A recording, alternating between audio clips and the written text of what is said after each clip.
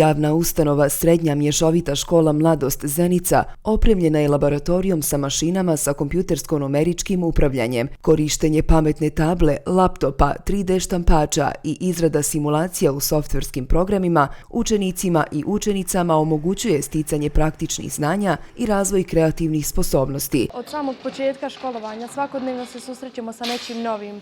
Naprimjer, nešto što mi kao žene nismo se susretali s tim prije.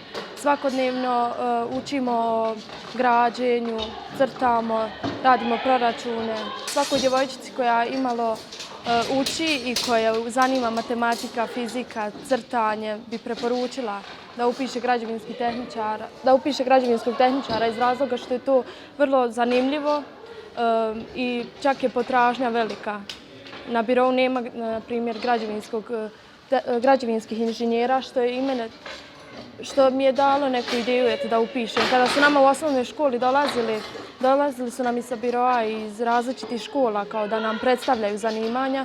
Rekli su kako građevinskih zanimanja nema na birou, što je meni dalo neku nadu. Lorena Zukić je jedina učenica u javnoj ustanovi Srednja mješovita škola Mladost Zenica koja se školuje za vozačicu motornih vozila. Ovaj smjer sam izabrala zato što mi je ovo životna želja od rođenja da vozim auto i stariji brat je isto to položio i završio isti smjer i po njemu samo je gledala da ću ja to raditi. U ovoj školi sam previše onako prihvaćena sa strane, imam podršku od profesora s tim da sam jedina djevojčica u razredu. Svi su me prihvatili i učenici u razredu.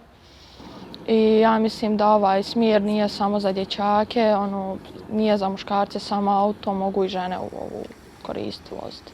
Prvo im je bilo malo onako čudno otkud djevojčica tu, ali kad su vidjeli da sam previše opuštena, da vidi da volim to raditi, da fino radim i na praksi i sve. I kako smo se malo bolje upoznali, baš su me prihvatili onako. I ne treba biti nikakvih podjela, sve što muškarci radi mogu i žene raditi bez problema. Kvalitetna praktična nastava na tekstilno-tehničkom smjeru olakšava usvajanje znanja i vještina poput izrade odjevnih predmeta, a posebno učenicama kojima ne nedostaje ideja i likovnih rješenja. Izabrala sam taj smjer zbog htjela sam otići u likovnu školu prvo, ali to je u Sarajevu, pa nisam baš imala šansu da idem u tu školu.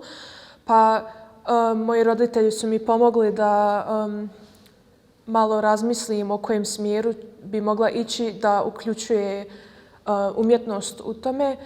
Onda su mi predstavili tekstilni tehničar, da tu mogu dizajnirati odjeću, da ušivam i tako, pa svidjela mi se ta ideja, pa zašto da ne. Sviđa mi se što mogu da iznesem svoje ideje kroz crtanje, da inspirišem druge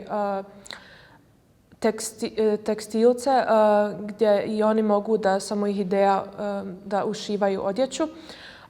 I također ja mogu tu kreativnost da izbacim na svoja djela gdje bi ja mogla da ušivam svoje i da kreiram odjeću koju sam oduvijek htjela da nosim. I stvarno se sviđa ta ideja, stvarno mislim da je ovo smjer baš za mene.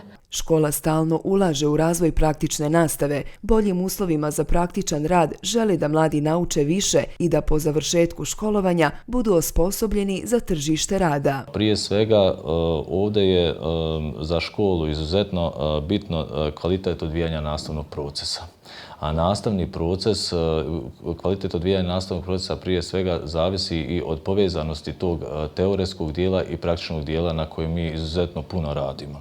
U posljednje vrijeme smo dosta ulagali u kabinete za praktičnu nastavu i pokušavali smo to da povežemo, znači, taj teoretski dio sa praktičnim dijelom. Što više imamo veliku dobru saradnju, znači, sa privrednim subjektima, preko 50 firmi, znači, sarađuju sa našom školom gdje mi uključujemo učenike u odvijanju nastavnog procesa sa tim firmama, znači u te firme. Tako da imamo izuzetnu saradnju i sa te strane.